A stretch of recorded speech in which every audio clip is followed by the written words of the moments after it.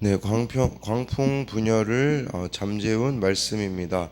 저희 집은 칼날 위에 선 물방울처럼 영적으로 예민하게 깨어있지 않으면 수시로 휘몰아치는 광풍에 여지없이 무너질 수밖에 없는 재혼 가정입니다.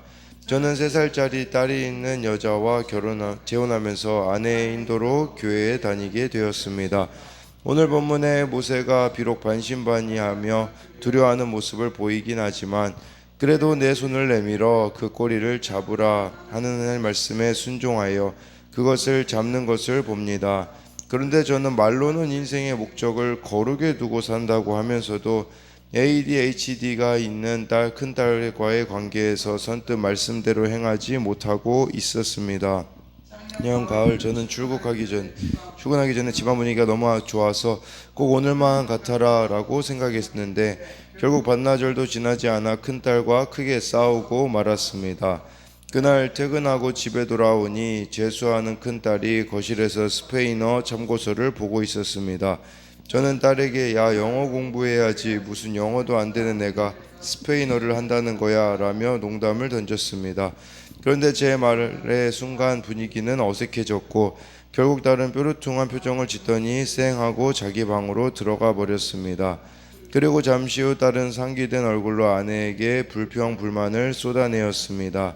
그 모습에 저도 그만 참지 못하여 큰 소리로 딸을 나무랐습니다. 딸이 뜨지지 않고 소리를 질렀고 결국 저희 부녀는 과거에 행한 서로의 잘못까지 들추어내며 심하게 다투었습니다. 그래도 이내 들은 말씀이 생각나 나병이 생겨 눈같이 된 손으로 딸을 손가락질하던 제 손을 먼저 거두니 상황은 일단락 되었습니다. 그리고 주일에 교회 소그룹 리더 모임에서 그날 딸과의 일을 나누었습니다. 그런데 그렇게 이야기하다 보니 어느새 딸의 사소한 투정조차 받아내지 못하는 사랑 없는 저의 실체가 깨달아져 회개가 나왔습니다. 이후 딸에게 사과의 편지를 보냈지만 딸은 여전히 저와 눈도 마주치지 않고 편지에도 별 반응이 없었습니다. 그런데 신기하게도 그런 딸의 반응에 예전처럼 화가 나지 않는 제 모습을 보면서 이게 바로 주님이 내게 주신 표적의 표징이 아닌가 싶었습니다.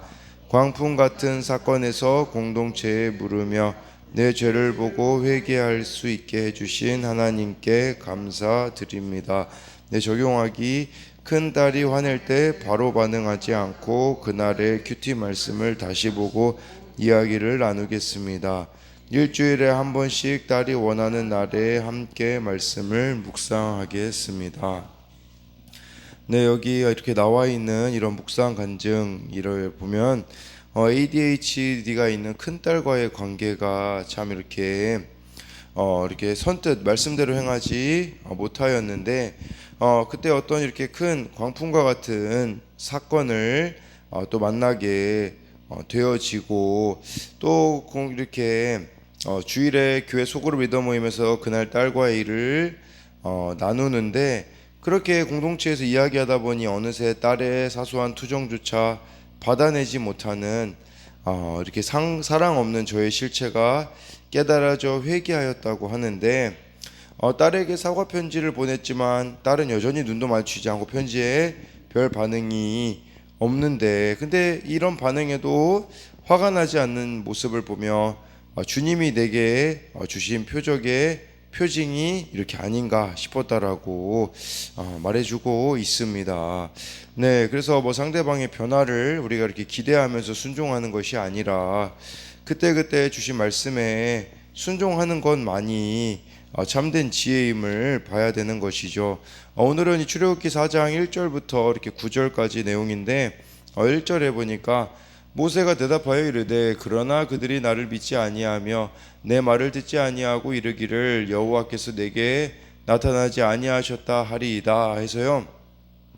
어제 말씀은 모세가 아니 하나님이면 이름을 뭐라고 제가 이렇게 전해줘야겠습니까? 말해야겠습니까? 라고 물었죠. 근데 오늘 말씀에는 세 가지 불신의 질문을 해요. 이 세 가지 불신 때문에 질문을 하는 거예요.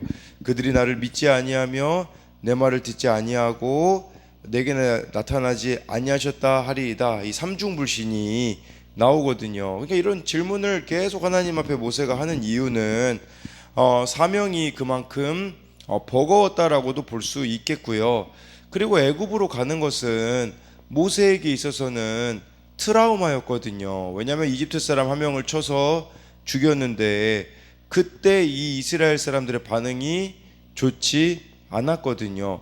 그리고 또 애굽 사람들도 이렇게 있을 것이고 혹시 애굽으로 가면 내가 무슨 일이 생기진 않을까, 또 이렇게 동족인 이스라엘 백성들에게 거부당하지는 않을까라는 두려움이 있었던 것을 말씀해 주고 있는 거예요.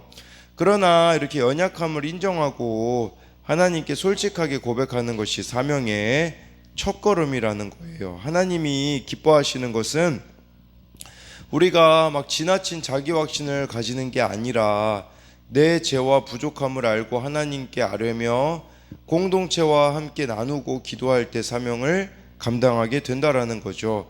그래서 1절에 이렇게 나와 있는 적용 질문으로는 나의 죄와 부족함을 인정하며 날마다 말씀으로 하나님께 묻고 있습니까? 지나친 자기 확신으로 하나님보다 앞서가고 있지는 않습니까? 그리고 지금 이 모세를 만나 주셨을 때가 80세잖아요.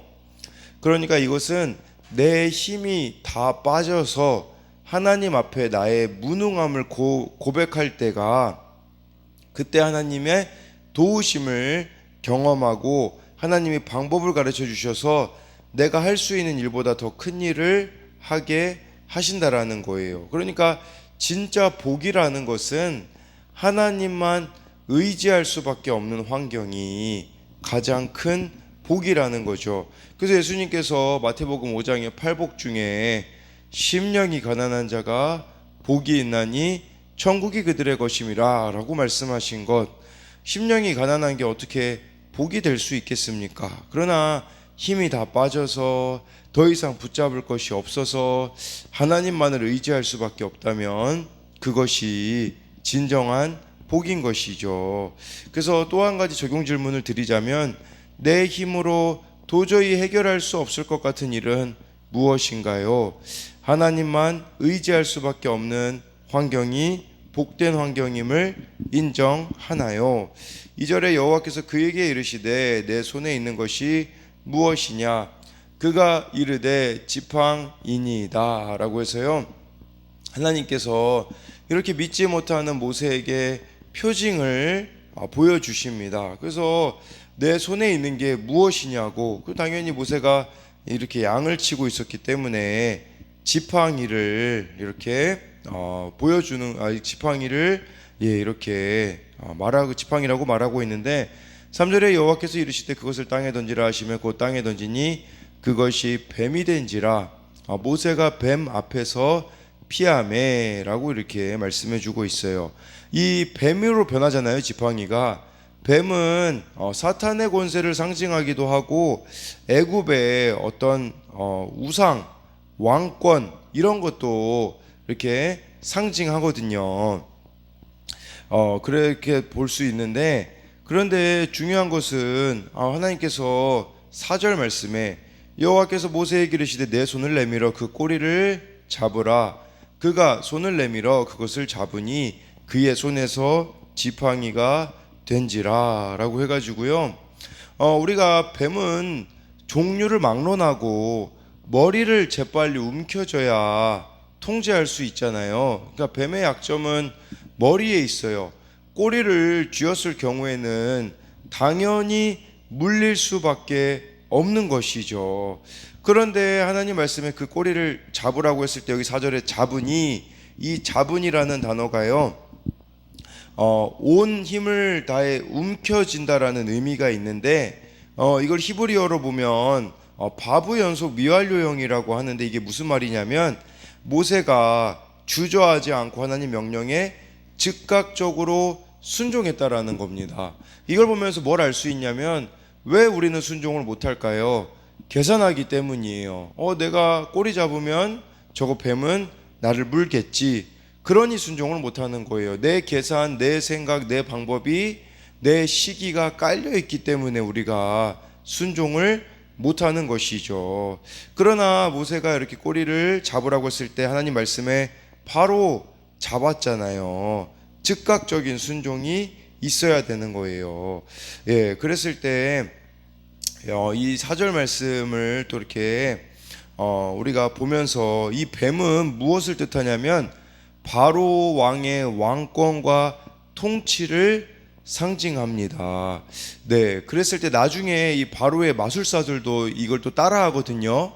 예, 지팡이를 던져 뱀으로 변하는 마술을 하는데, 근데 모세가 던진 이 지팡이 그 뱀이 그 마술사들의 그 뱀으로 변한 것들을 잡아삼키거든요.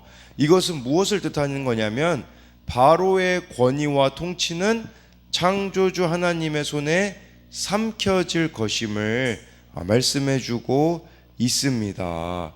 예, 그리고 또 여기서 제가 얘기를 안 했는데 3절에 처음 이렇게 지팡이 던졌을 때 뱀이 됐을 때 모세가 뱀 앞에서 피했다고 하잖아요. 그러니까 우리도 하나님 말씀에 순종했다가 눈앞에 닥친 위험 때문에 두려움을 떨쳐버리지 못한 적이 있다면 무엇이 있는지, 그래서 적용 질문에 말씀에 순종했는데 두려운 일이 생긴 적이 있습니까? 다시 말씀에 순종했을 때 하나님이 그 두려움에서 나를 어떻게 건지셨습니까?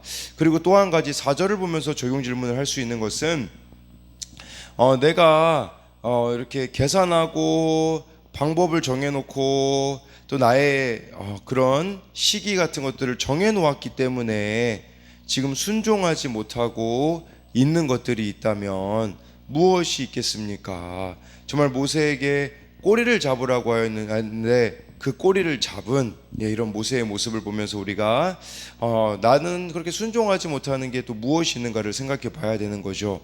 5절하고 6절 보면요, 이는 그들에게 그들의 조상의 하나님 곧 아브라함의 하나님 이삭의 하나님 야곱의 하나님 여호와가 내게 나타난 줄을 믿게 하려 함이라 하시고, 먼저 이 5절을 보면 아브라함의 하나님 이삭의 하나님 야곱의 하나님이 나타나셨다라는 것은 하나님은 살아계신 분임을 말씀해 주고 있습니다. 네, 그래서 살아계신 하나님 뜻할 때 이렇게 아브라함, 이삭, 야곱의 하나님, 그리고 이들과 함께 한 것처럼 너희들과 함께 하시겠다라고 하나님께서 이렇게 나타내고자 하시는 거예요. 이게 표징의 목적이에요. 그러니까 우리 삶에도 때로는 표징과 같은 사건들이 있는 것이죠. 예를 들면 정말 우리가 원하는 좋은 일이 일어나거나 정말 이거는 말도 안 되는 그런 일들이 정말 일어났다라는 것은 바로 여기 5절에 목적이 있다라는 거예요.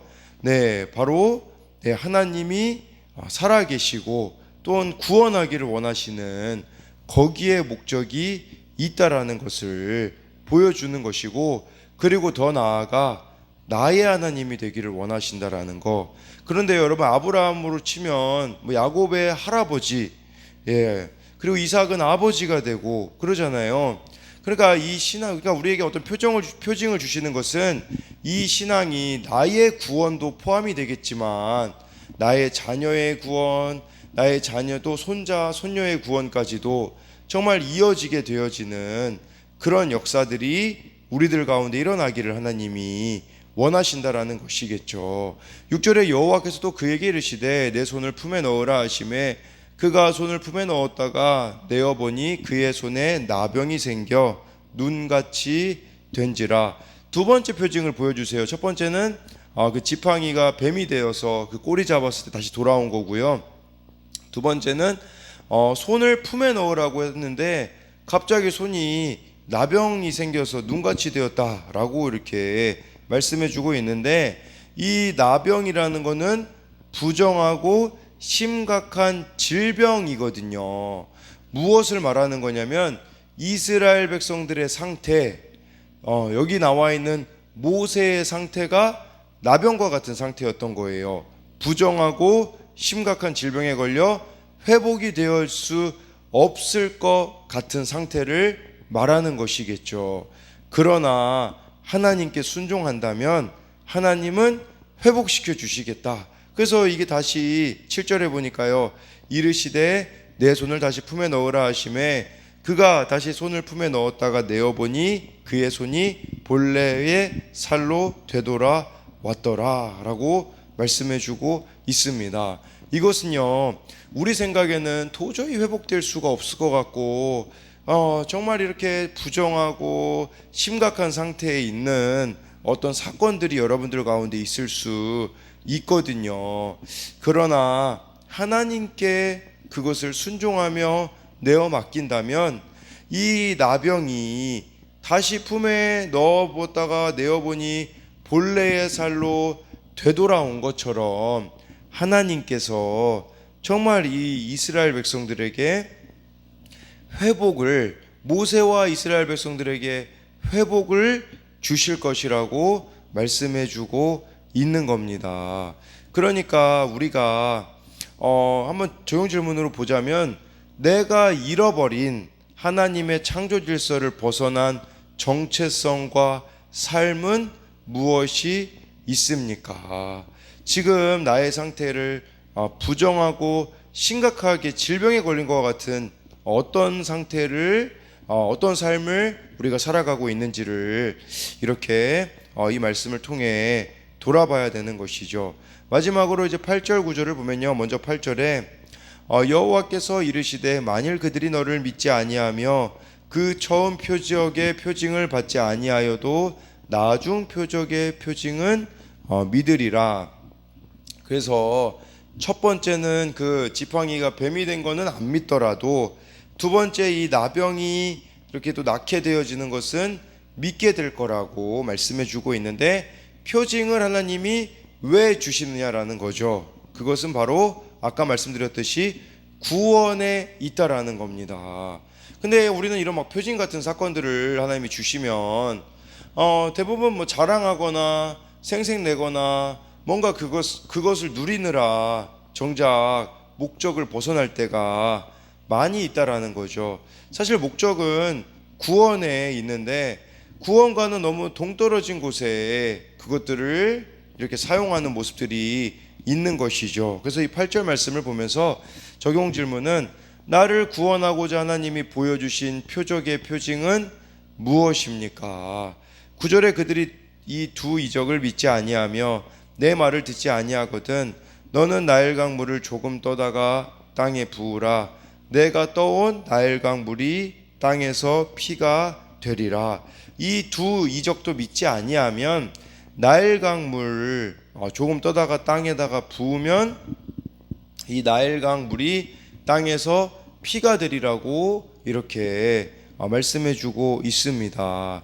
그러니까 이번에 나일강 그런 표적까지도 하나님이 보여주시겠다라는 거죠. 네, 내가 대단한 사람이라서 하나님이 내 삶에 기적을 베푸시는 게 아닙니다. 주님을 모르는 사람들에게 살아계신 하나님을 증언하라고, 그들의 영혼 구원에 힘쓰라고 하나님이 표징, 즉 기적을 보이신다라는 거죠. 영혼 구원이 내 인생의 목적이 될 때 하나님은 나를 통해서 일하시는 겁니다. 적용 질문으로는, 내가 하나님께 바라는 기적 같은 일은 무엇인가요? 그 일을 구하는 이유가 다른 사람에게 하나님을 전하려는 것인가요? 그리고 여기서 이 나일강을 핏물로 하나님이 이렇게 바꾸신다라는 것은, 애굽 사람들에게 있어서 나일강은 젖줄이었거든요. 근데 이것을 죽음의 젖줄로 바꾸시겠다라는 거예요. 이 나일강에 식량도 달려있고 경제도 달려있고 군사와 학문의 젖줄과 같은 이 나일강의 생명을 하나님은 끊으실 수 있는 분이라는 것을 말씀해 주고 있는 거죠. 물이 피가 되면 식량, 경제, 군사, 학문 모든 이 나일강에 문제가 생기게 되어진다라는 것을 뜻하는 겁니다. 그래서 정말 온 우주를 창조하시고 다스리시는 분은 애굽 사람들이 섬기는 자연신들이 아니라, 바로 왕이 아니라 하나님이라는 것을 우리들에게 가르쳐 주시고자 하는 겁니다. 그러니까 우리들에게도 때로는 이런 위기들이 찾아올 수 있어요. 나일강이 핏물이 되었을 때 이집트에는 식량, 경제, 군사, 학문 이 모든 젖줄이 끊어지는 사건들이 있는 거죠. 우리도 젖줄과 같이 내가 의지하고 내가 붙잡고 살아가고 있는 것들이 끊어지는 사건들이 있을 겁니다. 그때 인생이 끝난 것처럼 여겨질 수 있어요. 그러나 오늘 이 말씀을 기억하셔야 돼요. 그것은 구원의 사건이라고, 하나님이 구원하시고자 하는 사건이며 내 인생의 주인이 다른 것이었던 것들을 내려놓으라고 주시는 사건이라는 것을 여러분들이 기억하심으로써 젖줄이 끊어지는 것과 같이 정말 내가 의지하던 것들이 끊어질 그때가 비로소 하나님을 창조주로 또 나의 주인으로 고백하며 나아가야 진정한 여러분들 삶 가운데 변화가 일어나며 회복이 일어날 수 있다라는 사실을 기억하셔야 합니다. 그리고 정말 말도 안 되는 기도를 하나님께서 때로는 응답해 주실 때가 있지 않습니까? 그것은 구원을 위한 것이라는 것을 잊어서는 안 됩니다. 많은 사람들이 기도 응답됐다고 하나님을 버리고 떠나고 자기 목적이 이루어졌다고 그렇게 세상으로 가는 사람들이 너무나도 많이 있는 거예요. 그러나 하나님은 그렇지 않습니다. 하나님이 정말 원하시는 것은 영혼 구원에 집중하라고, 그것을 위하여서 우리들에게 이런 표적과 같은 사건들을 허락해 주신다라는 것이죠. 그래서 정말 여러분들의 생명을 세상 그 어떤 것이 아니라 하나님께 내어 맡기며 순종함으로, 정말 때로는 하나님이 모세야 그 뱀 꼬리 잡아라 그러면 그냥 계산하지 않는 거예요. 꼬리 잡아보는 거예요. 그럼 하나님께서 어떻게 일하시는지, 내 생각엔 안 될 것 같은데, 내 마음으로는 안 될 것 같은데 그냥 하나님 앞에 순종해 보면 하나님께서 살 길을 예비하신다라는 거예요. 다른 방법 구하지 말고 다른 젖줄 붙잡으려고 하지 마시고 하나님을 여러분들이 붙잡고 나아간다면 하나님께서는 정말 여러분들을 통하여서 구원의 사건으로 인도하신다라는 그 사실을 기억하며 오늘도 정말 믿음으로 순종으로 나아간 여러분들이 되시기를 소망합니다.